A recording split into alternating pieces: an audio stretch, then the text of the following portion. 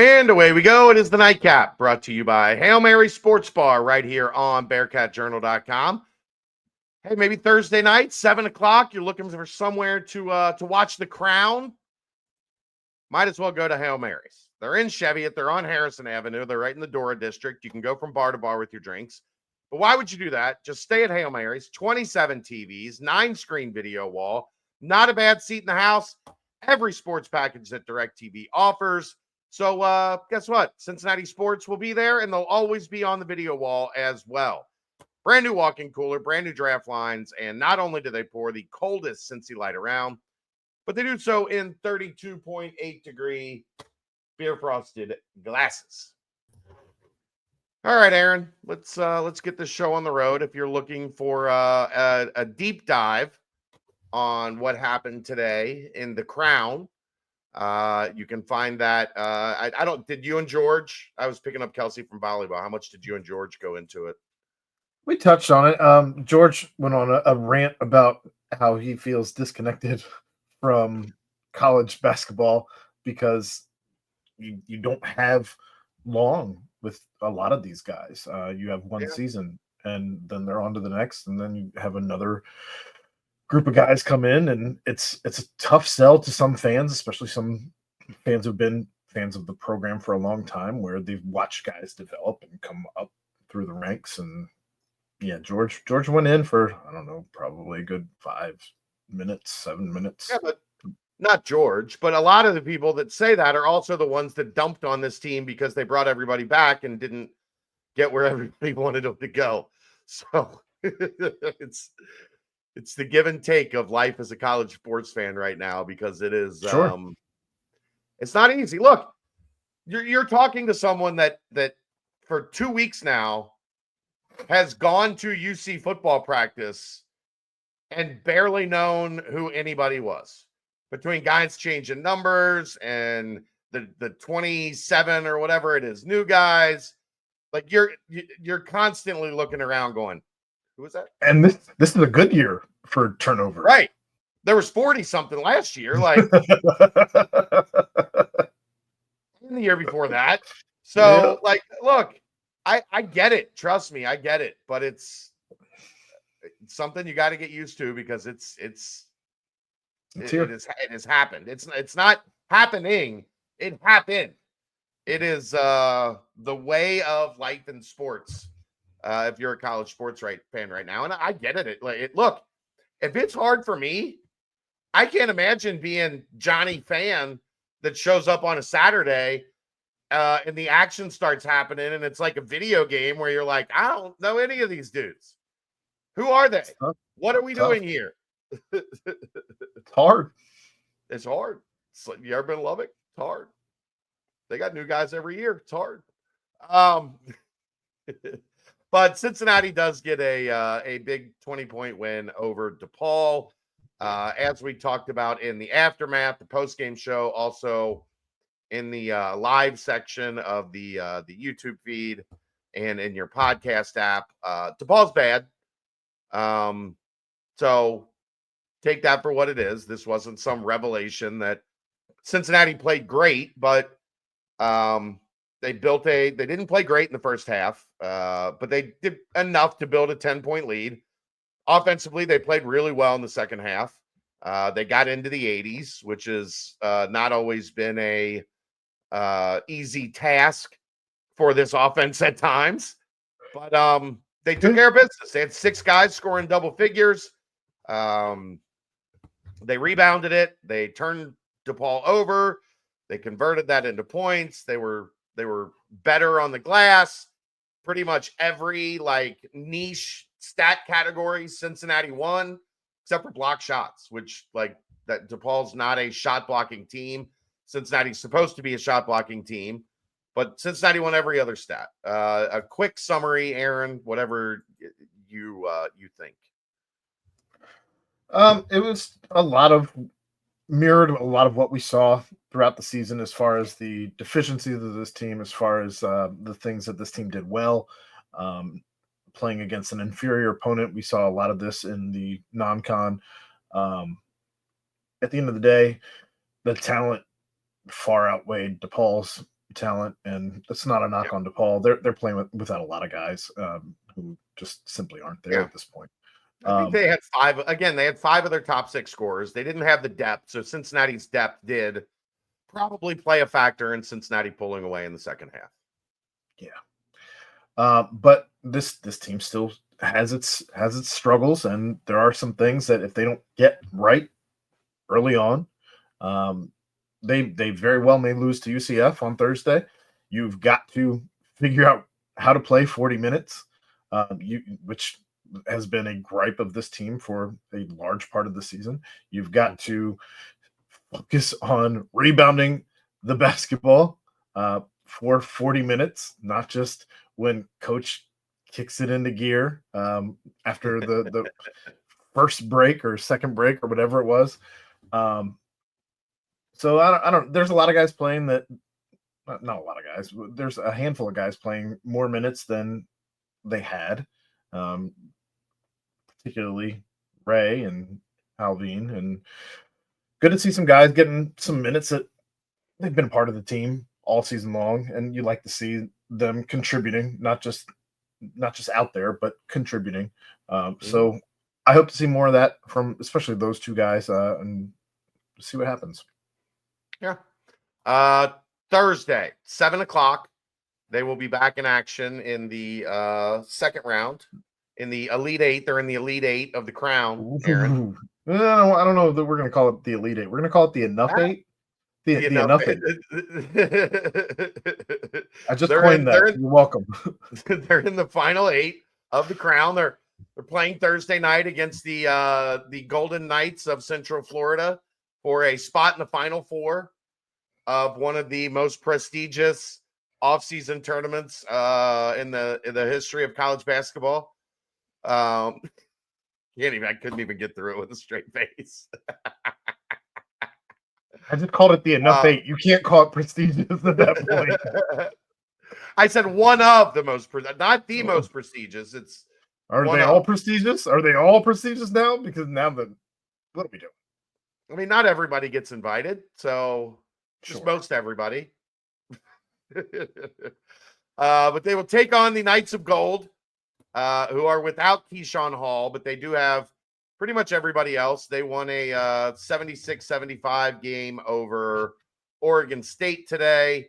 They had 3 guys score 15. One of them, I think, averaged 1.6 points per game this season, Tyler Hendricks. 1.6 points per game, and another one averaged 2.8 points per game.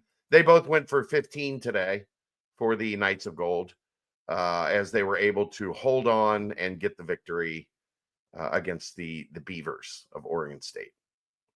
Fascinating stuff. Thrilling. It is fascinating stuff. Yep. UCF's a good stylistic matchup for Cincinnati. They really don't want to sit down and guard anybody. They want to run up and down and, play in isolation. We talked about it, if you remember, when Cincinnati beat them in Orlando. One of the main things we talked about is they like to just get the ball to one of their top 3 dudes and get them downhill and try to get a bucket. Well, now one of those guys is gone, so you're not as much in peril defensively as you were against Central Florida. But ultimately, it comes down to this, Aaron. Does Cincinnati make shots? And if not, you can be in trouble against Central Florida. If you make shots, you're going to have a very good chance to beat them. If you are cold shooting the basketball, they are going to score. They're going to get some points. They're going to have 70, 75 points, almost guaranteed. So if Cincinnati can get up and down and play the style that they like to play, I don't foresee an issue beating them. But if you're cold, how many times have we seen this team go 2 of 27 from 3? It feels like too many. Don't speak that into the universe. But we've seen it happen, and if it happens again, then Central Florida will have a chance. But I don't know. 16 steals today was encouraging because if you can turn the ball over against UCF, that should equate into fast break points. It should equate into what you want to do by A, not allowing them to score, and B, getting an extra possession out of it. If you can get the blocks back, because you're going to need to block the ball against UCF if you, again, want to take a possession away and turn it around into some fast break points. That could be a thing as well. And you're going to have to, like I said, right out of the gate, you've got to rebound. You cannot get into a situation where you have no offensive rebounds 10 minutes into the game. Especially when you were missing as many shots as UC was missing Woof. the first 10 minutes of the game. But you know, you're going to have to find somebody against Mustafa Thiam. You know, Aziz is going to have to play well on him. And then, you know, Darius Johnson can be a problem for them. And Jordan Ivy Curry can be a problem for them. Those two guys, average about 29 points a game. But neither of them are super efficient. I know Johnson is a pretty good three-point shooter. I think he's around 40% on the season. So he's a guy that can get hot from three. Ivy Curry is streaky at like 30%, but has had some games. But just go play with the type of energy and effort that we saw for the most part today. And I think we'll be talking about a Final Four, Aaron, a Final Four. Are we calling it? We got to come up with something better than. Oh, I got some time in between now and if we win on Thursday to come up with something better than the frustrating four. Ooh, that's not terrible. The frustrating four. Like, why are we here? This is frustrating, but there's four of us left. The Fallout 4. Like I said, on the fuck, how did we get here for? Like I said on the aftermath, I am going to be in Gatlinburg this weekend. So it only is fitting that they're going to find a way to play on Saturday. So I have to and it's supposed to be like 87 and sunny in Gatlinburg Saturday. They're going to make me have to pay attention to this stupid tournament somehow, some way. I can just feel it in my plums. Deep in my plums. Other news, a pair of future Bearcats or soon to be Bearcats in the McDonald's All-American game, D. Alexander. I looked forever and couldn't find stats on the girls game. But D did play, and she took a couple charges. I saw her hit like a little floater in a video highlight, but I don't have the exact stats for her. But good for D. And then Sean Abayev playing in the boys game. He had 8 points at halftime, 3 of 4 from the field, 2 of 3 from three, had 2 nice three-pointers back-to-back, and then right before half, pulled up from about 15 feet, and the net barely moved on a wet jumper. Even on a team of all-stars, he finds his shot. He does. And one of the things that I think is going to be interesting is he's had a couple turnovers, and he's going to have to get rid of some of the looseness with the ball that you get away with in high school, where you can kind of navigate your way through a couple guys, dribbling practice. And at the high levels, somebody's going to reach in and tap that thing away because you're trying to tiptoe through traffic and make flashy things happen. He's going to have to work on some of that. I saw people on the Twitter and on the message board like, he's not playing any defense. It's the fucking McDonald's All-American game. Nobody is playing defense. You're not scouting a state championship game. You're watching an all-star game where there's 7.5 minutes to go in the third quarter, and it's 83-74. Nobody's playing defense. How's the BYU kid doing? I haven't been watching him intently, and I don't have stats in front of me. So I don't know. But AJ Devanza is going to be really good. Well, I was only curious because he had, I don't know if you caught that clip He where was messing with, yeah. talking smack about how all of his games are already sold out. Don't know how they do it in Cincinnati though. Okay, pal. But I wonder what that rivalry might be like between the two of them.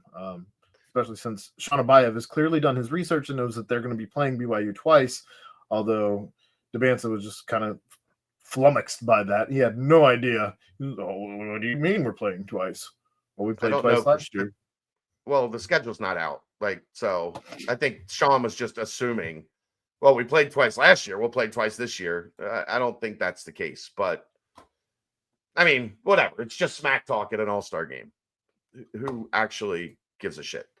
It is fun to, yeah, it is fun to see them jawing back and forth, and I'm sure we'll see that continue when the two teams play next year. Early budding rivalry. Little back and forth between the two of them. Never hurt anybody, and it should be a good one. So that's going to wrap it up. I don't have anything else. Dave and I have the BCJ podcast tomorrow, and we'll see you there. That's the Nightcap, brought to you by Hail Mary Sports Bar, right here on BearcatJournal.com. See ya!